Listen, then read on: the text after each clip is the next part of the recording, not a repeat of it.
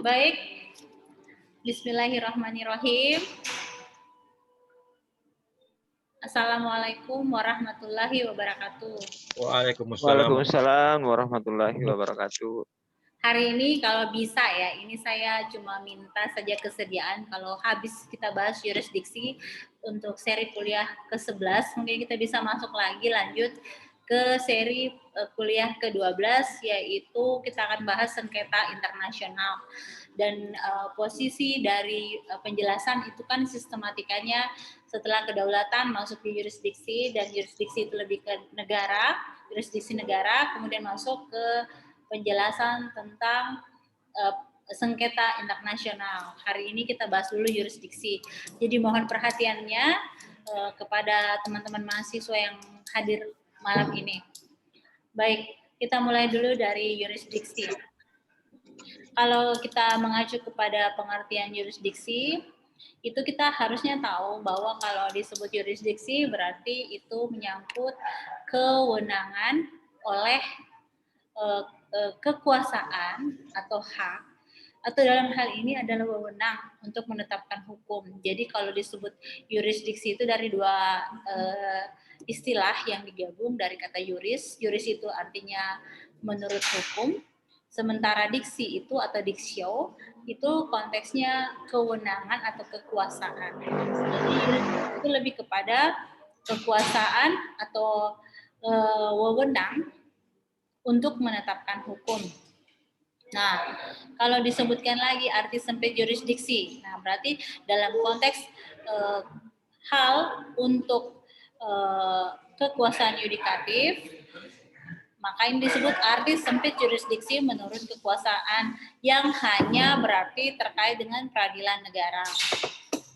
Nah, dalam konteks atau prinsip par in param non habet imperium, yang kita harus ketahui, di dalam konteks yurisdiksi adalah pihak yang sama kedudukannya, itu sebenarnya tidak mempunyai yurisdiksi terhadap pihak lain. Nah, di sini kita lihat posisi negara ya, ketika ada negara, dia sudah mempunyai kedaulatan negara, maka dalam membuat hukum, dia tidak akan lagi bisa melakukan atau membuat hukum bagi negara lain.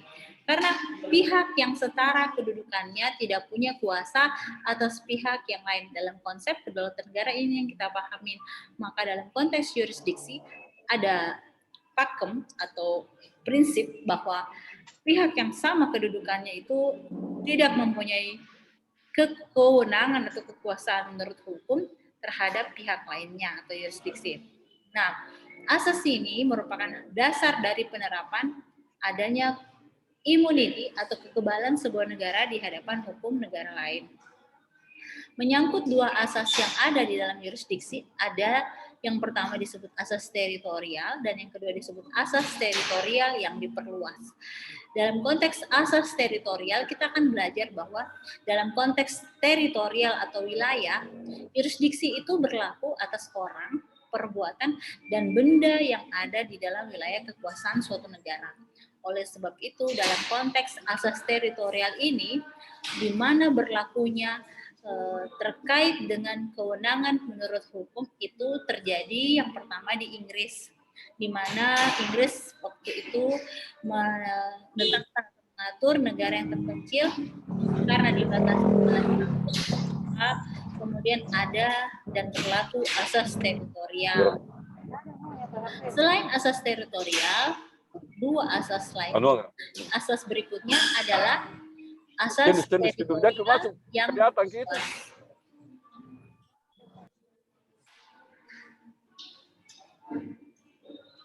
di sini harus dipahami ya, kalau disebut di asas teritorial yang dipentingkan adalah kekuasaan menyangkut suatu negara, suatu wilayah negara. Kalau di asas teritorial yang diperluas, hal yang diperhatikan adalah cakupan terkait pengaturan orang, perbuatan, dan benda itu pada negara bisa saja ada di dalam suatu negara atau bahkan terjadi di luar wilayahnya. Nah, karena biasanya terjadi di luar wilayahnya, maka dikatakan negara mempunyai yurisdiksi atas orang, perbuatan, dan benda kecuali bila orang, perbuatan, dan benda itu sama sekali tidak ada kaitannya dengan negara tadi, maka asas teritorial yang diperluas ini bisa berlaku. Asas ini berlakunya yang pertama kali di daratan Eropa. Mengapa? Karena daratan Eropa itu kan saling berhubungan. Maka konteks hubungan negara yang satu dengan yang lainnya itu sangat mudah terjadi. Maka asas teritorial yang diperluas ini diperlukan.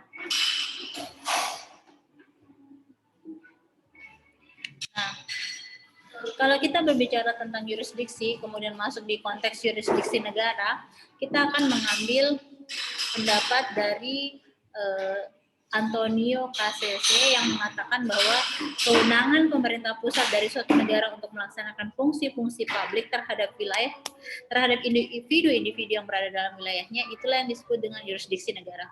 Jadi ada kewenangan pemerintah pusat untuk mengatur orang, benda, dan perbuatan dalam konteks wilayahnya.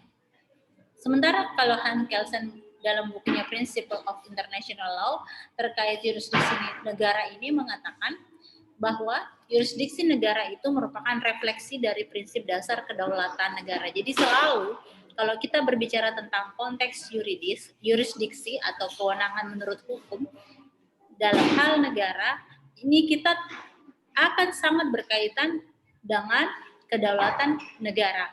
Karena prinsip persamaan kedudukan antar negara dan prinsip non-intervensi terhadap urusan domestik negara lain menjadi bagian dari yurisdiksi negara. Maaf.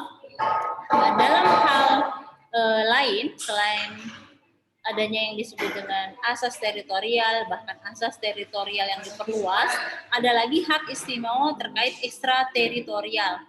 Nah, ekstrateritorial ini merupakan suatu istilah yang digunakan untuk menggambarkan suatu keadaan di mana status seseorang atau benda yang secara fisik terdapat di dalam suatu wilayah negara, bahkan bisa saja seluruhnya dan sebagian itu dikeluarkan dari yurisdiksi negara tersebut oleh ketentuan hukum internasional.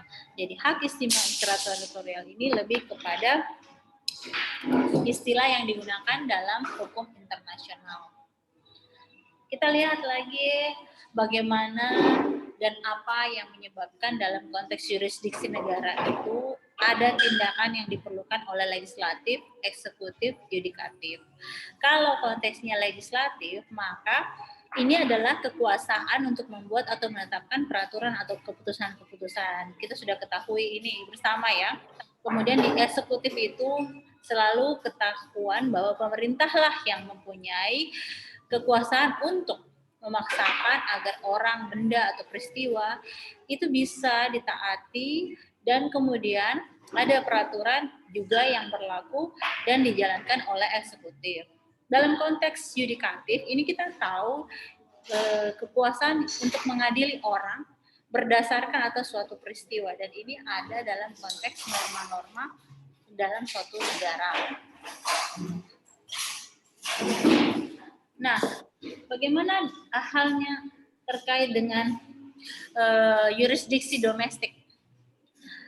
Kekuasaan negara dalam hukum internasional itu kan ada untuk mengatur atau berdampak pada orang, harta benda, dan keadaan. Kemanusiaan, korban bencana, dan sebagainya.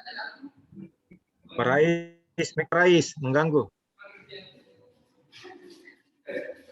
Sehingga nantinya di dalam kedaulatan negara ada supremasi. Supremasi kan kita ketahui adalah kekuasaan tertinggi.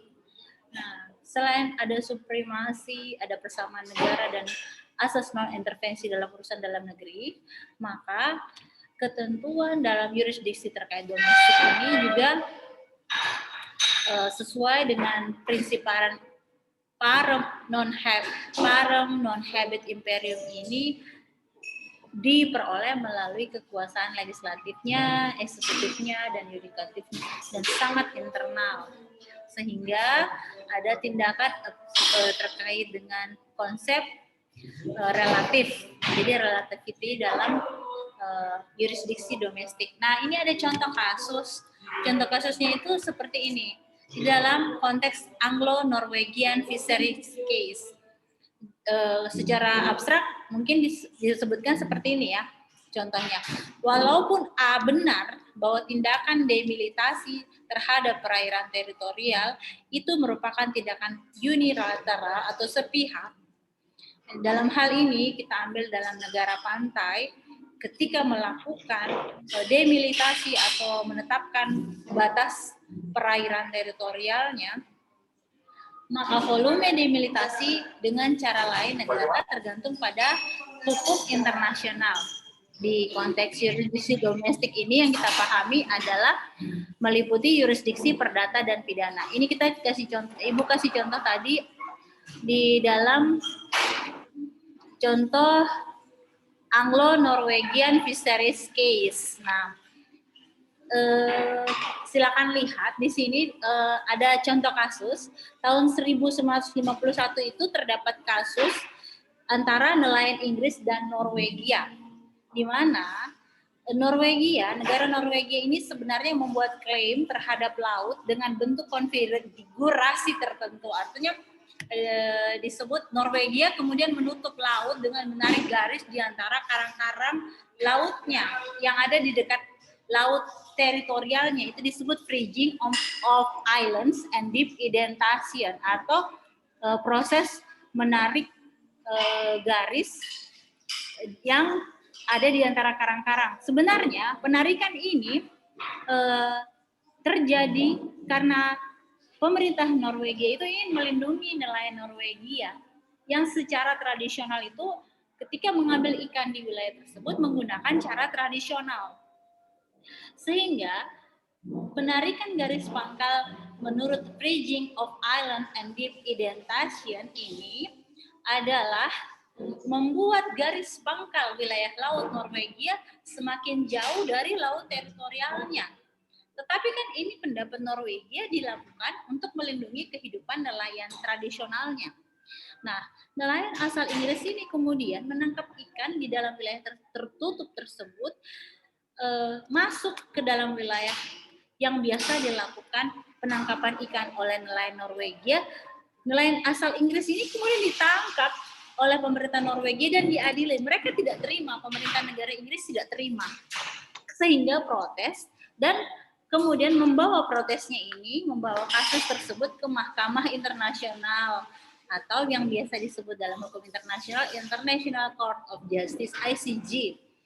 Nah, ternyata setelah keluar putusannya, putusan ICJ mengatakan bahwa ada hak perikanan tradisional Norwegia di wilayah laut yang ditutupnya itu, sehingga perikanan tradisional Norwegia diakui dan Norwegia secara sah bisa menarik garis pangkal atau straight baseline untuk klaim wilayah lautnya. Padahal ini kalau tadi disadarin, penarikan garis pangkal ini membuat wilayah laut Norwegia semakin jauh ya. Jadi ini yang menguntungkan Norwegia dalam putusannya International Court of Justice. Inilah yang kita bahas tadi di dalam yurisdiksi domestik dalam hal konsep relatifnya yurisdiksi ini. Sehingga walaupun batasan laut wilayah Norwegia semakin bertambah, tetapi ini dianggap sah saja oleh keputusan ICJ, International Court of Justice. Nah, kita lihat di sini pasal-pasal terkait. Ini kan tadi kita bicara yurisdiksi domestik, artinya internal Norwegia misalnya contoh. Nah, sekarang kita masuk dalam konteks yurisdiksi negara. Dalam hal misalnya kayak tadi Norwegia, kita kasih contoh negara pantai. Negara pantai itu salah satunya Indonesia misalnya ya. Di dalam Undang-Undang Dasar 1945 pasal 18A ayat 2, pemerintah itu mendapatkan kewenangan kepada pemerintah daerah untuk mengurus dan memanfaatkan serta mengelola sumber daya yang ada di daerahnya. Dan kebijakan terkait kewenangan untuk memanfaatkan, mengurus, mengelola sumber daya yang ada di wilayahnya itu pun termuat dalam Undang-Undang Nomor 23 Tahun 2014 tentang pemerintahan daerah. Sehingga kemudian demilitasi batas maritim yang sangat penting dalam konteks pengawasan, pengelolaan, serta pemanfaatan wilayah laut Indonesia bisa dilakukan secara maksimal. Demilitasi batas maritim antar negara sebenarnya itu merupakan penentuan batas wilayah atau kekuasaan antara satu negara dengan negara lain ya.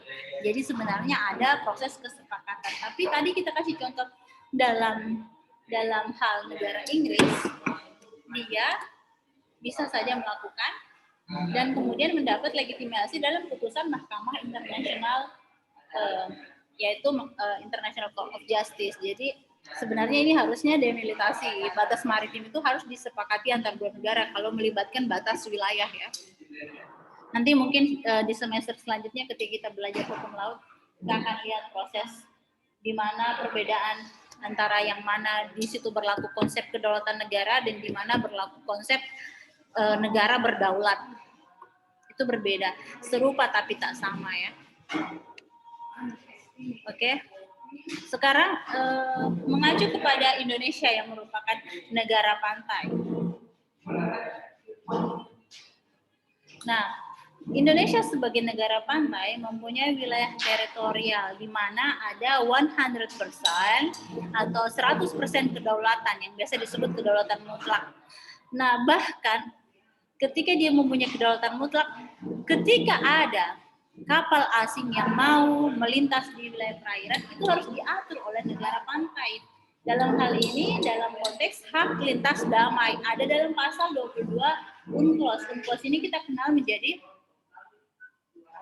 Konvensi Hukum Laut Internasional 1982, di mana memberikan kewenangan jurisdiksi terhadap negara pantai untuk atau berhak melakukan tindakan di laut teritorialnya sebagai pencegahan terhadap hak lintas damai yang sebenarnya tidak damai.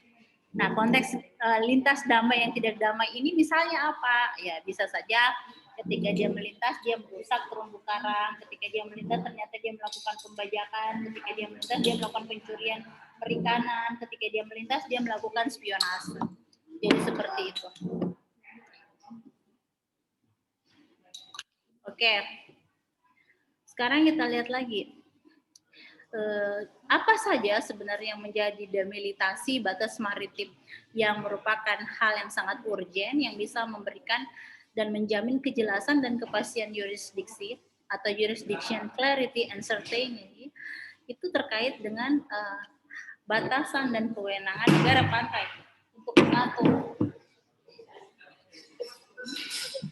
yaitu satu, perairan pedalaman, kemudian laut wilayah atau territorial waters, kemudian zona tambahan, ada juga yang disebut dengan zona ekonomi eksklusif, ada landas kontinen, ada laut bebas atau high sea atau bisa disebut open sea, ada juga yang disebut di area atau kawasan.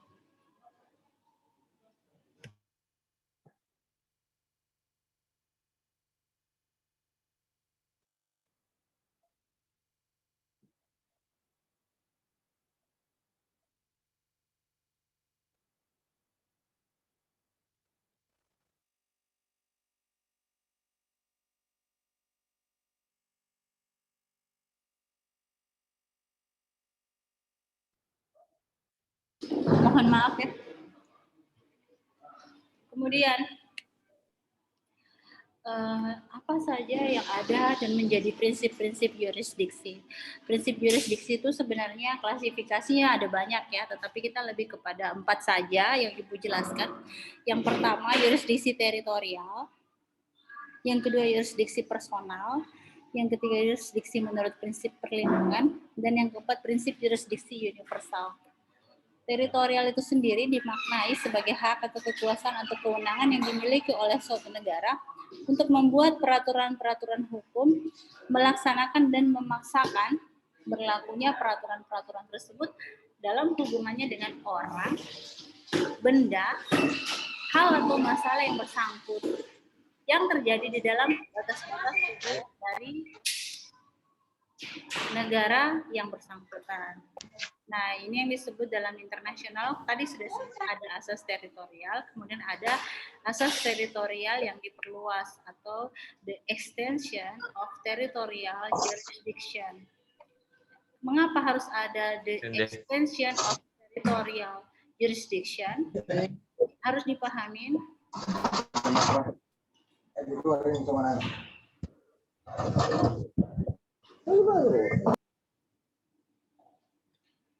sebagai karena ada kecenderungan besarnya akibat kemajuan teknologi, transportasi, komunikasi, dan informasi, maka kemudian harus diantisipasi bagaimana pemanfaatan dan penyalahgunaan hasil-hasil dari teknologi informasi ini. Kemudian karena ada kecenderungan oknum itu bisa melakukan pelanggaran hukum atau tindak pidana di wilayah suatu negara, tetapi kemudian keluar dan mempengaruhi batasan negara lain, itu yang disebut harus diadakan the extension of territorial jurisdiction. Jadi harus ada perluasan jurisdiksi teritorial. Nah, tetapi mahasiswi ibu sekalian harus mengingat bahwa jurisdiksi teritorial itu bisa dikecualikan terhadap, nah ini subjeknya ya, kita bicara siapa saja sih sebenarnya yang tidak harus mendapatkan pengenaan atau dia bisa bebas dari sistem jurisdiksi teritorial. Nah, yang pertama adalah kepala negara dari suatu negara asing yang sedang berada di suatu negara. Yang kedua itu staf diplomatik dan staf konsuler dari negara asing yang ditempatkan di suatu wilayah negara. Yang ketiga, angkatan bersenjata atau negara asing yang sedang menjalankan tugas kenegaraan di suatu negara. Yang keempat itu bisa saja kepala dan staf lembaga-lembaga internasional. Yang kelima, gedung-gedung atau kantor-kantor perwakilan diplomatik negara asing di suatu negara. Yang keenam, gedung perwakilan lembaga internasional beserta arsip-arsipnya. Yang ketujuh, kapal asing dan pesawat udara publik milik negara asing yang sedang berada di suatu negara. Di sini kita lihat ada kalimat dari Lord Macmillan, Hakim Lord Macmillan, dia mengatakan, it is essential attribute of the sovereignty of those realm as of all sovereignty independent states, that it should possess jurisdiction over person and things within these territorial limits and it all powers and criminal arising within these limits. Jadi kadang-kadang suatu negara memiliki jurisdiksi terhadap semua orang, benda, perkara-perkara pidana atau perdata dalam batas-batas wilayahnya sebagai pertanda bahwa negara tersebut berdaulat. Jadi tidak hanya mengatur terhadap orang-orang yang menjadi warga negaranya ya. Nah, itu yang tadi yang disebut. Kemudian kita harus tahu bahwa dalam jurisdiksi itu ada dua pendekatan yang seharusnya dilakukan dalam perluasan jurisdiksi atau extension of jurisdiction dalam hal teritorial. Yang pertama adalah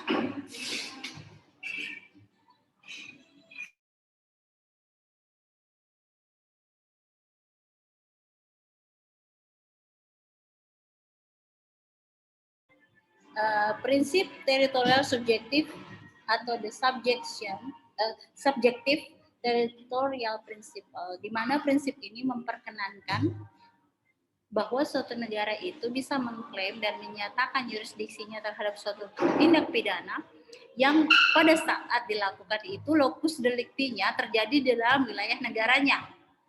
Jadi walaupun belum berakhir atau diselesaikan dengan negara lain, maka secara prinsip teritorial subjektif, maka kemudian negara yang terjadi pidana tersebut boleh melakukan jurisdiksi atau menerapkan jurisdiksinya terhadap perkara tersebut.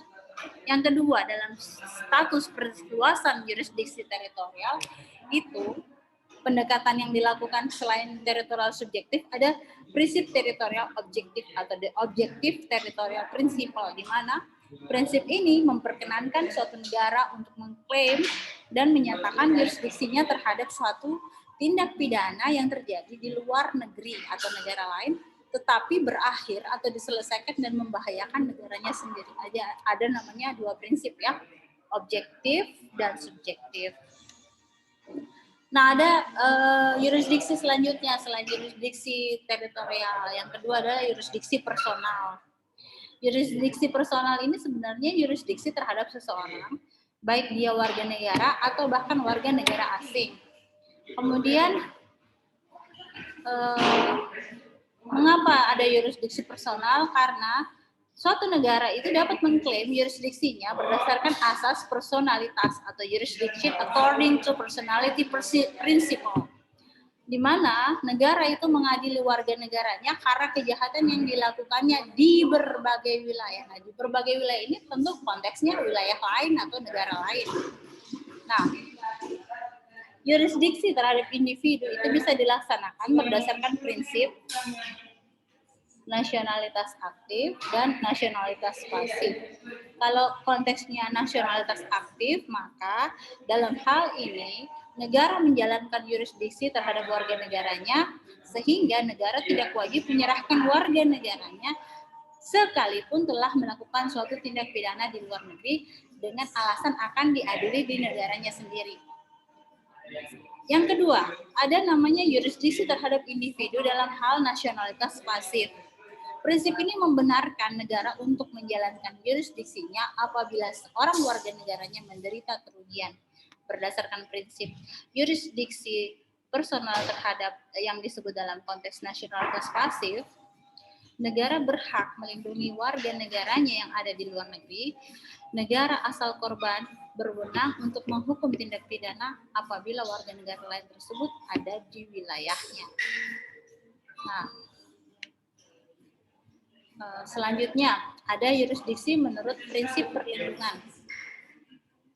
Negara itu bisa melaksanakan yurisdiksi terhadap warga negara asing kalau warga negara asing atau WNA itu melakukan kejahatan di luar negeri yang diduga dapat mengancam kepentingan keamanan, integritas, dan kemerdekaan negara. Misalnya, kegiatan spionase, atau misalnya bergabung dalam rencana untuk menggulingkan pemerintahannya, atau bahkan tindak kejahatan menyelundupkan mata uang asing atau perbuatan yang melanggar undang-undang keimigrasian. Yang terakhir dalam pembahasan Ibu ada namanya prinsip yurisdiksi universal, di mana setiap negara itu mempunyai yurisdiksi terhadap tindak pidana kejahatan yang mengancam masyarakat internasional. Misalnya mengizinkan negara atau organisasi internasional untuk mengklaim yurisdiksi tanpa memandang tempat kejadian perkara dan tanpa memandang kewarganegaraan tersangka, tempat tinggalnya atau hubungannya dengan pihak penggugat. Kemudian yurisdiksi universal ini juga bisa lahir karena ada penanganan bersama terhadap tindak pidana internasional serius, meskipun kadang terhalang dalam persoalan kedaulatan negara lain. Ini bisa kita lihat contohnya di dalam misalnya kejahatan pembajakan kapal, kejahatan perang, terorisme, dan sebagainya. Nah, tadi sudah berbicara banyak dan sangat rumit mungkin, tapi sebenarnya ini yurisdiksi adalah kewenangan menurut hukum. Ada yang mau bertanya mungkin sebelum kita masuk lagi pertemuan ke-12, yaitu sengketa internasional, silakan.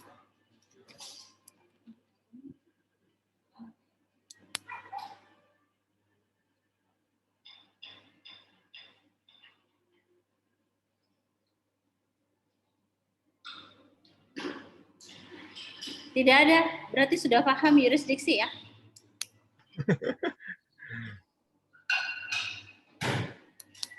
Jadi yurisdiksi ini dari... Ada yang mau bertanya? Pak Tovan tidak ya? Bu, saya Bu, tapi mungkin karena belum ada yang lain Bu ya. Bu, kalau kita berbicara terkait dengan yurisdiksi universal, kan itu salah satunya misalnya ada terorisme di situ, bukan? Nah, apakah ini yang kemudian dijadikan alasan oleh negara lain untuk melakukan intervensi ke negara lain dengan menggunakan yurisdiksi universal ini, Bu? Misalnya, ketika dulu Amerika itu menyerang Irak, dengan alasan bahwa Irak itu memiliki senjata pemusnah massal. Apakah ini yang dijadikan dasar oleh Amerika dengan menggunakan yurisdiksi universal ini, Bu? Seperti itu? Atau mungkin ada hal yang lain, Bu? Baik, pertama kita klarifikasi dulu ya. Konteksnya Amerika memaksakan masuk ke dalam Irak waktu itu case-nya lebih kepada tuduhan sepihak negara Amerika melalui koalisi PBB-nya terkait bahwa Irak mempunyai jenis senjata yang masuk kategori senjata pemusnah massal dan secara HAM dianggap bisa membuat rakyatnya dalam posisi terancam. Nah, karena ada tuduhan sepihak, indikasi sepihak yang diciptakan oleh Amerika dan Amerika, maka secara legitimasi dia minta izin melalui lembaga PBB diberikan akses. Nah, kalau di dalam internasional itu disebut diberikan akses untuk melakukan intervensi. Jadi ini case-nya berbeda dengan case berbeda, Bu ya? Ya, berbeda case, berbeda posisi kasus, caranya mengintervensi. Jadi ini dikenal dalam sebenarnya begini, dalam proses berhubungan antara satu negara dengan negara lain harusnya sejajar ya. Semua negara itu sederajat, tidak akan memandang oh ini negara maju, negara berkembang, ini negara dunia ketiga, tidak seperti itu. Tunggu dulu, Bu. Pak Rais, mikta dulu Pak Rais. Ribut sekali, nggak didengar. Ibu. Ya, Bu, boleh Bu, lanjut, Bu. Dalam hubungan internasional itu kan hubungannya kayak Pak Muhammad Taufan dengan Pak Muhammad Fauzi dengan Pak Jofri itu harusnya sama-sama teman sekelas. Jadi nggak boleh menang dulu juga dengan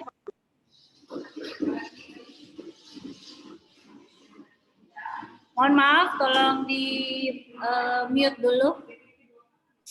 Jadi karena sama sederajat, maka seharusnya dikenal prinsip non-intervention. Jadi tidak boleh mencampuri urusan dalam negeri negara lain.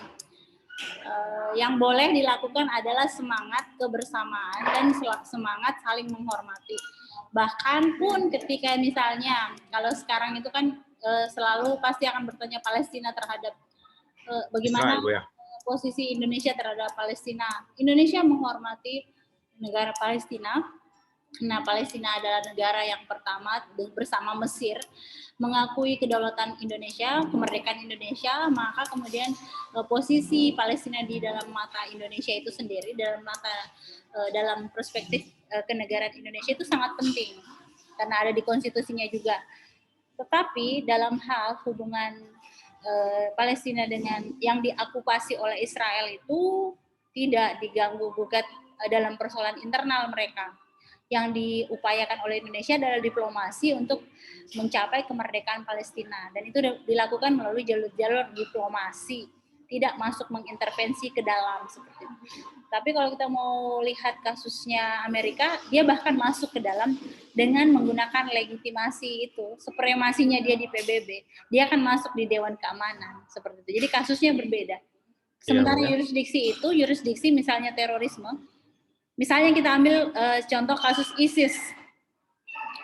ISIS itu kan terbentuknya setelah ada kejadian intervensi di wilayah Suriah dan wilayah Irak, dan dimulai sejak 2011 itu pembentukan ISIS. Siapa? ISIS itu artinya apa?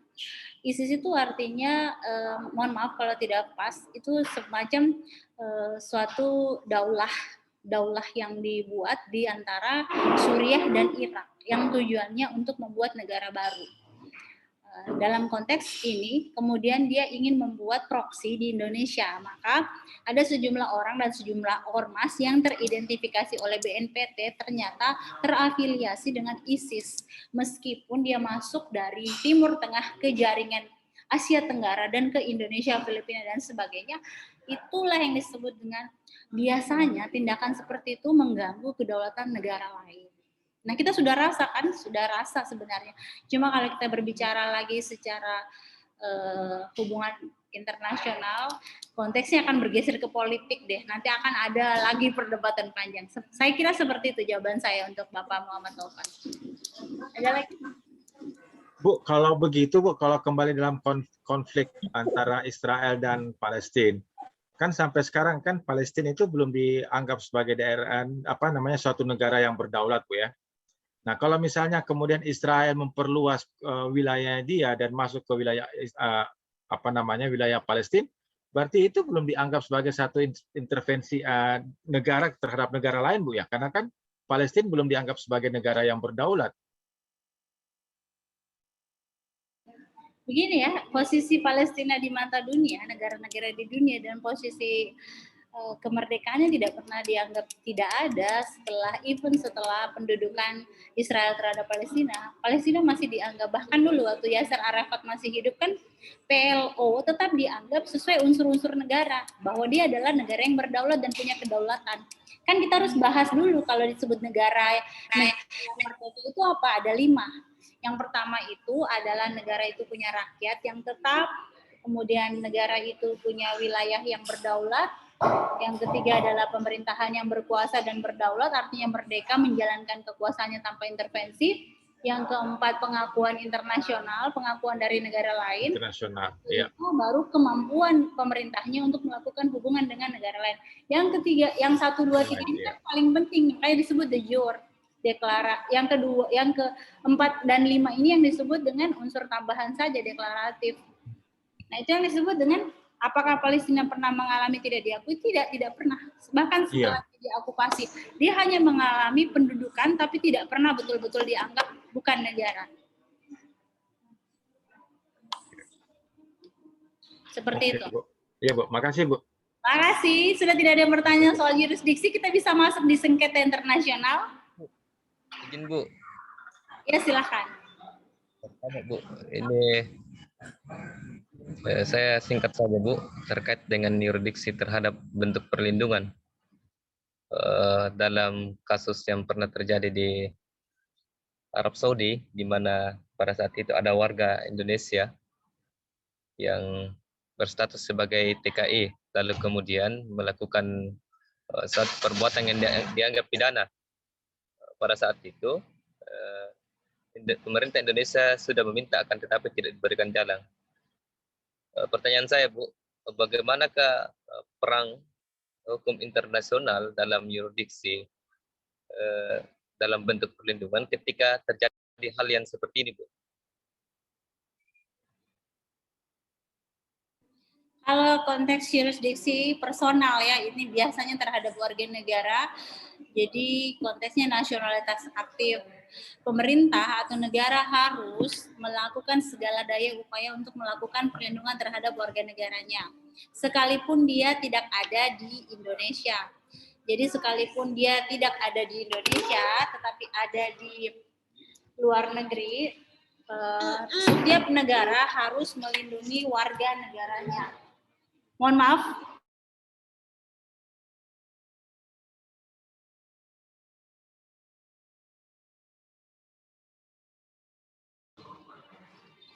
Jadi pemerintah Indonesia melakukan, kan pemerintah Indonesia itu punya namanya kantor kedutaan atau wilayah kedaulatan terbatas di dalam garis-garis batas kedaulatan negara yang ada di kantor kedutaan besar negara Indonesia di sana.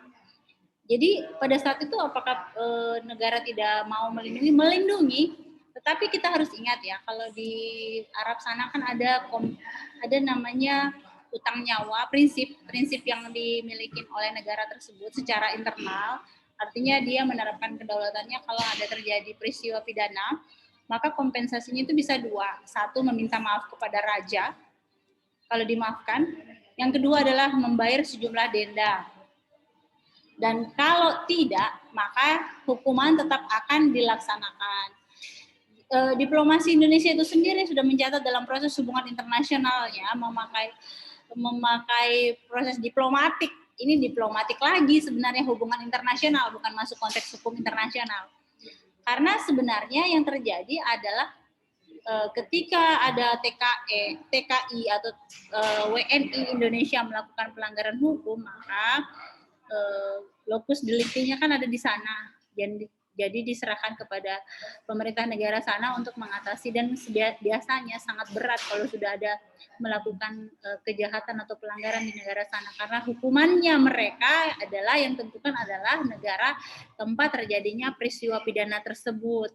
Tidak kalau di Arab itu tidak boleh kita bawa ke Indonesia, diadili di Indonesia seperti itu.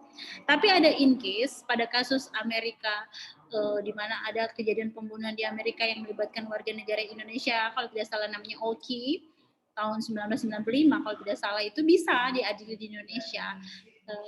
Apakah kemudian yurisdiksinya bisa bergeser? Ya, yurisdiksinya bisa berlaku universal kalau ada bargaining position atau misi diplomasi yang sukses, seperti itu menurut saya.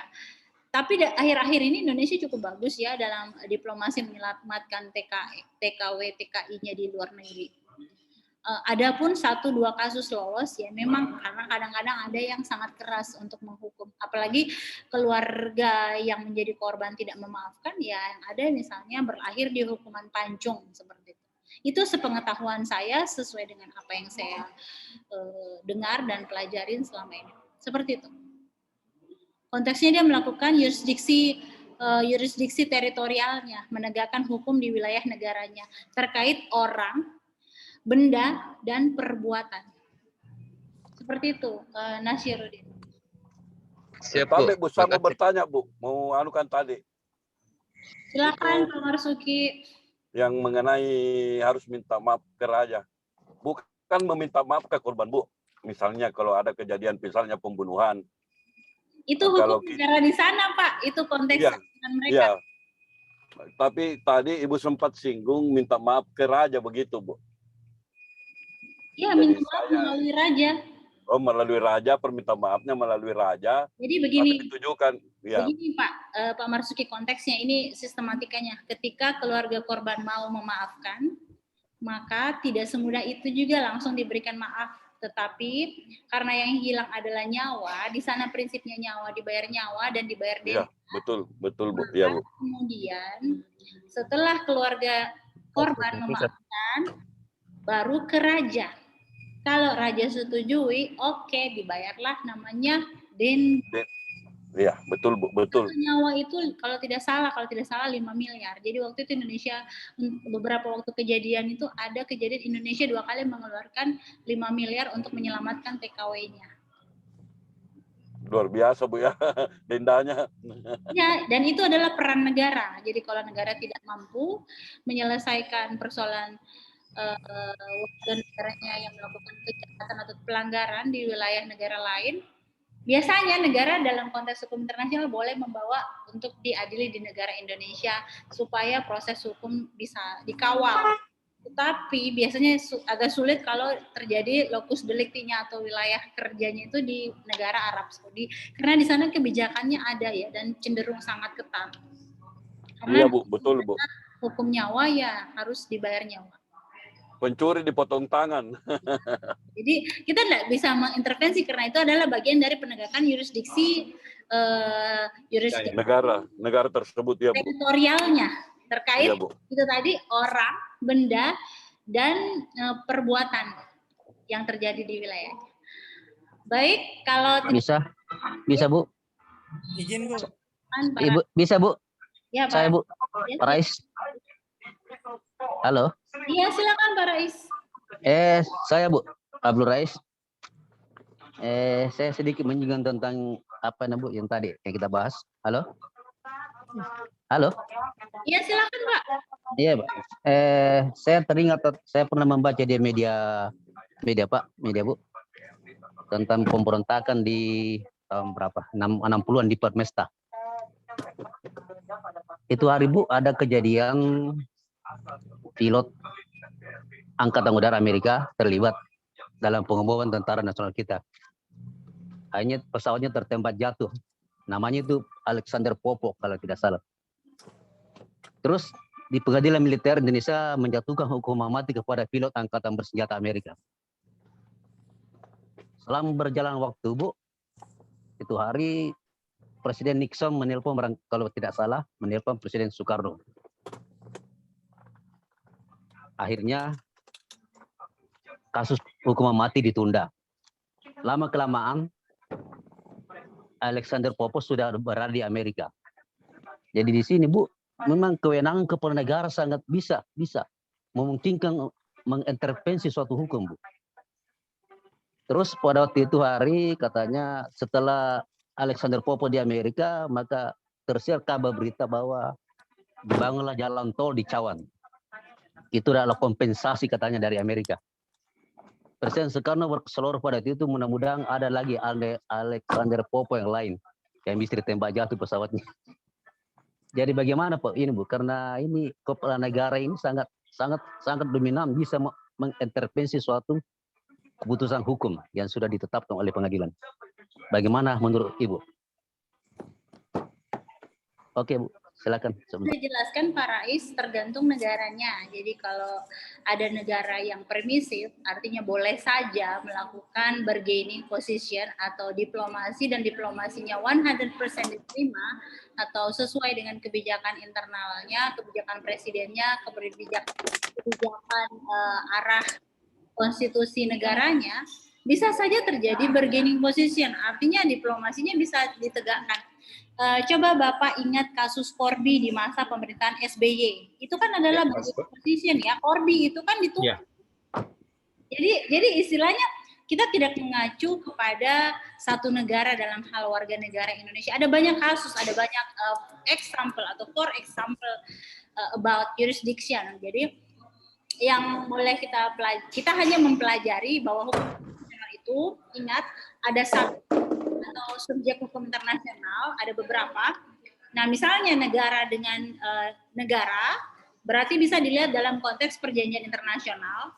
Tapi kalau tidak ada peraturan mengenai, misalnya kita ambil diplomasi dalam hal ekstradisi.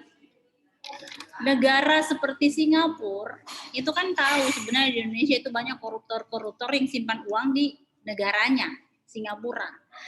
Harusnya kalau menurut ketentuan dia punya perjanjian ekstradisi, ketika yang jelas-jelas dia di Indonesia melakukan kejahatan di dalam jurisdiksi teritorial Indonesia dan kemudian lari ke Singapura bawa uang hasil kejahatannya di Indonesia dalam konteks korupsi, itu kalau itikat baiknya Singapura, misalnya kenapa sih Singapura tidak pernah mau betul-betul menjalin hubungan kerjasama dalam bidang ekstradisi, selalu tarik ulur, hari ini setuju, besok tidak, besok. Ternyata dia diuntungkan, dan itu kan menyangkut jurisdiksinya dia terhadap memang warga negara Indonesia itu larinya ke dia dan uangnya ada di situ. Tapi dia tidak mau serahkan. Jadi dalam konteks hukum internasional ada namanya ekstradisi, tapi kenapa dia tidak mau serahkan saja? Nah, itulah yang disebut dengan kebijakan jurisdiksi teritorial, jurisdiksi universal yang dilakukan terhadap warga negara Indonesia yang melakukan kejahatan itu kembali lagi diatur oleh si negara tempatnya dia lari. Jadi hukum internasional itu mengatur, tapi kembali lagi ke itikat baik para negara. Atau juga misalnya dalam persoalan perkawinan warga negara Indonesia dan warga negara asing, di situ juga ada jurisdiksi personal. Jadi nanti ada ketentuan hukuman si ini anaknya ternyata dulu lahir ibunya dengan bapaknya kan belum 17 tahun, anaknya jadi kewarganegaranya masih dua, masih Amerika dan Indonesia misalnya dalam konteks kewarganegaraan. Ini gimana? Indonesia itu menerapkan hanya boleh satu kewarganegaraan. Jadi kalau dia dua ternyata, maka di atas sebelum dia berumur 17 tahun dan dia tinggal di Indonesia, dia harus segera mengurus kewarganegaraannya, memilih. Tapi kalau dia tidak memilih, pada kasus Dewi Sandra waktu itu, akhirnya dia dideportasi karena dia sudah 17 tahun lebih, tapi dia belum menunjukkan tujuan kewarganegaraannya, padahal dia bapaknya orang asing, mamanya orang Indonesia, lebih dari 17 tahun belum ada keputusan tentang kewarganegaraannya, dia tinggal di Indonesia, dia dideportasi ke negara bapaknya di Amerika seperti itu. Itu adalah bagian dari jurisdiksi terhadap orang-orang asing yang tinggal di Indonesia dan sebenarnya melanggar aturan hukum Indonesia. Itu kita satu konteks, ada banyak ya sebenarnya. Dan bagaimana dengan hukum internasional? Ya, hukum internasional mengatur itu apabila ada perjanjian bilateral atau teritorial. Kalau bilateral kan berarti antara satu negara dengan negara lain. Kalau bilateral, yang disebut bilateral, kalau regional berarti antara kawasan yang sama, misalnya kita masuk dalam konteks ASEAN, karena kita sama-sama dia hidup di Asia Tenggara, kemudian dalam konteks multilateral, maka kita akan dalam skop yang lebih luas lagi, misalnya dalam konteks PBB. PBB ngatur apa terhadap apa. Oh, PBB mengatur ada asas non-intervensi loh. Kenapa PBB intervensi Indonesia? Kayak gitu. Melalui perpanjangan tangannya misalnya Amerika. Seperti itu. Oke? Izin Bu. Ya, silakan Pak Ibrahim. Ya, terima kasih banyak Bu atas waktunya. Saya ingin mempertanyakan Buka terkait videonya dulu supaya saya lihat ekspresinya. Ya, sudah kelihatan Bu. Jadi saya ingin pertanyakan penerapan yurisdiksi eksklusif kapal di laut lepas. Ditinjau dari aspek hukum internasional bahwa laut lepas merupakan wilayah perairan yang lepas dari kedaulatan negara manapun. Sehingga setiap kejahatan yang berada di laut lepas berada sepenuhnya di bawah yurisdiksi negara bendera. Yang saya dalam kalimat ini atau konteks ini saya belum paham Bu. Mungkin bisa dijelaskan kepada kami dan contoh-contohnya. Seperti itu Bu. Jadi begini. Ya, siap. Hukum internasional itu misalnya mengatur, kalau nanti mungkin kalau sudah belajar hukum laut kita akan lihat batasan-batasan yang di mana berlaku 100% kedaulatan, di mana hanya berlaku hak-hak eksklusif, yaitu eksplorasi dan eksploitasi. Tapi kita bertahap karena mahasiswanya Ibu hari ini hanya masuk di sisi hukum internasional, belum lanjutannya di hukum lautnya, maka Ibu jelaskan di hukum internasional itu dia atur hak lintas damai di kawasan laut teritorial. Nah, laut teritorial Indonesia itu diukur menurut garis pangkal lurus atau strike baseline itu 12 mil diukur dari titik paling luar, pulau terluar. Jadi 12 mil di titik menurut garis pangkal lurus yang menyebabkan kita mempunyai laut teritorial yang cukup luas dibandingkan sebelum ada deklarasi Juanda, itu yang dipahamin. Waktu ordonansi 1939 itu kita cuma punya 3 mil wilayah laut, dan itu tidak mempersatukan Nusantara seperti maunya Patih Gajah Mada. Nah, setelah ada namanya strike baseline berdasarkan titik keluar pulau, penarikan garis lurus, Indonesia mempunyai cukup banyak laut teritorial, lebih luas lagi. Jadi kalau kita mengacu kan misalnya ini Pulau Sumatera, ini Pulau Jawa, di sini namanya ada Selat Sunda, dan di sini Kalimantan, di sini ada namanya Samudra Hindia. Itu sebenarnya kalau masuk berarti kalau dia mau ke Australia dia harus ikut masuk ke perairan Indonesia. Maka di situ berlaku hak lintas damai. Jadi tidak boleh dilarang, boleh diizinkan oleh pemerintah Indonesia, oleh eksekutif atau pemerintah yang berdaulat untuk boleh masuk. Tapi ingat, kalau dia berbendera, membawa bendera dan melaporkan kegiatan untuk dia lintas damai, maka dia harus dikawal sampai ke tujuannya. Itu yang disebut dengan negara bendera. Artinya apa? Tidak boleh ada ketika dia lintas damai menggunakan kapal yang berbendera asing disebut dengan wilayah negara. Jadi dia di atas kapalnya itu yang ada bendera asingnya itu dianggap wilayah teritorial negaranya dia. Tidak boleh kita naik mengacak-ngacak di situ. Seperti ada land cruises masuk untuk kapal wisata, tidak boleh ada orang Indonesia situ melakukan kejahatan, karena itu artinya masuk di wilayah negara lain walaupun itu hanya kapal. Itu yang disebut dengan negara bendera. Kapal itu dianggap negara berbendera dan masuk melakukan hak lintas damai. Maka hak dari kapal berbendera asing itu harus dilindungi oleh negara tempatnya dia melakukan hak lintas damai. Dalam hal ini ketika masuk perairan Indonesia dia harus dikawal, dijaga keamanannya. Itu ada diatur dalam hukum internasional. Kalau negara tempat dia lewat tidak menjaga, maka dia akan kena punishment. Tapi kan hukum internasional mengatur lagi bagian lain chapter dari bab perlindungan negara dalam konteks negara bendera. Izin lagi Bu, apakah suatu kapal atau ya kapal laut yang membawa bendera itu setelah dia masuk di satu wilayah negara lain, apakah dia masih berlaku sebagai untuk hukumnya masih di negara hukum dia pakai maksudnya apa ya? Setelah dia memasuki perairan Indonesia misalnya, apakah dia masih menggunakan hukum negara dia? Di atas kapalnya dia menggunakan hukum negaranya dia. Oh begitu Bu. Siap. Karena dia melakukan hak lintas damai, maka ada kategori negara tempat negara yang mempunyai wilayah teritorial yang dilewati.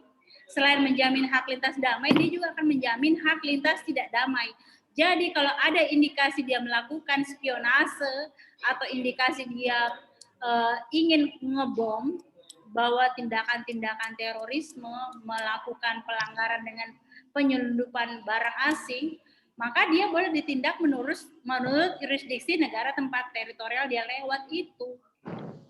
Tapi karena dia lintas damai dan tidak melakukan aktivitas yang ilegal, maka tidak boleh dia diintervensi, sekalipun dia hanya kapal. Begitupun juga dalam konteks kantor kedaulatan, kantor kedutaan negara, seperti itu. Siap. Kalau Terima kasih kita banyak Bu. bahwa- Ya, makasih Bu. Oke. Sepertinya agak lama ya kita kuliah hari ini. Suara saya sakit, saudara. Mungkin besok kita sambung untuk pertemuan ke-12 ya. Pertemuan 12 itu harusnya kita bahas sengketa internasional sebagai pertemuan terakhir. Saya pikir cukup ya. Cukup. Ya, makasih Bu. Cukup. Kayaknya. Ya Bu. Makasih Bu. Saya baru Makasih. mau bertanya. Oh, Bu besok jam berapa Bu? Mau masuk Bu? Nanti. mungkin bisa sore-sorean atau habis maghrib ya, atau habis isya. Habis Isya ya. Oke Bu. Ya. Ya. Baik, hari ini yang Oke, Bu. 21 orang. Terima kasih. Simpan dulu pertanyaannya tadi Pak Bren. Pak Iya. Jufri, siapa yang bertanya tadi dulu Pak Jufri? 2 hari mau bertanya belum dikasih kesempatan. Berarti Simpan 3 dulu. hari besok. Jadi besok Bu, Memang nih. saya Oh, Mas Edi mau bertanya, Pak Jufri mau bertanya, silakan, boleh. Ya Bu. Nah, ini Bu yang mau saya tanyakan terkait masalah maritim juga Bu. Terkait masalah Silakan Pak Jufri. ya Bu. Jadi baru-baru ini terjadi pembajakan kapal di negara Yaman, yaitu di pelaut Indonesia disandra oleh pemberontak Houthi, di mana salah satu kru di atas kargo Ruebe ini adalah warga Makassar, Bu. Nah, terus yang saya mau tanyakan, bagaimana tanggapan pemerintah Indonesia untuk melakukan pengembalian salah satu kru warga Makassar ini? Sementara dia kan kerja di kapal, dia tidak tahu apa yang dia tahu itu cuma masalah medis, muatannya itu cuma medis muatan-muatan yang untuk setelah perang ini bukan di sana sementara komplit. Dia muat muatan-muatan dari Arab, dia muat ke Yaman melintas, sehingga pada saat melintas di Yaman dia dibajak kapalnya, Bu. Nah, sementara kru ini di kapal tidak tahu menahu tentang masalah muatannya. Ternyata pada saat dibongkar kontainernya ini, Bu, di dalam itu ada banyak senjata laras panjang, sehingga sampai sekarang ini mereka kru ini ditahan.